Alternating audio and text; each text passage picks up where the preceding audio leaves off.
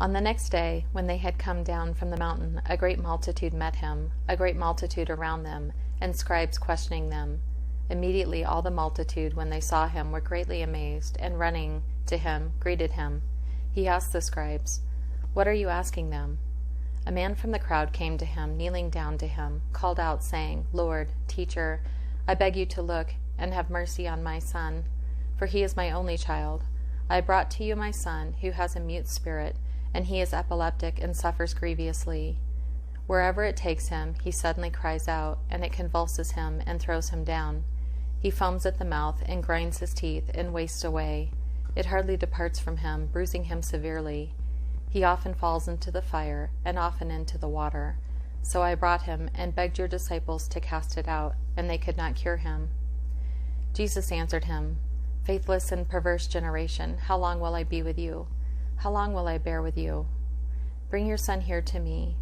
They brought him to him, and when he saw him, while he was still coming, immediately the spirit convulsed him violently, and he fell on the ground, wallowing and foaming at the mouth. He asked his father, "How long has it been since this has come to him?" He said, "From childhood. Often it has cast him both into the fire and into the water to destroy him. But if you can do anything, have compassion on us and help us." Jesus said to him, "If you can believe, all things are possible to him who believes."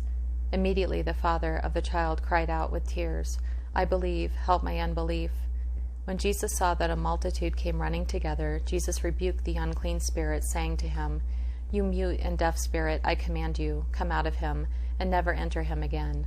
Having cried out and convulsed greatly, it came out of him. The boy came like one dead, so much that most of them said, "He is dead." But Jesus took him by the hand and raised him up, and he arose. The demon went out of him, and the boy was cured from that hour. Jesus gave him back to his father. They were all astonished at the majesty of God. Then, when he had come into the house, his disciples came to Jesus privately and asked him, "Why weren't we able to cast it out?" He said to them, "Because of your unbelief, for most certainly I tell you, if you have faith as a grain of mustard seed, you will tell this mountain, 'Move from here to there,' and it will move, and nothing will be impossible for you. But this kind can come out by nothing except by prayer and fasting."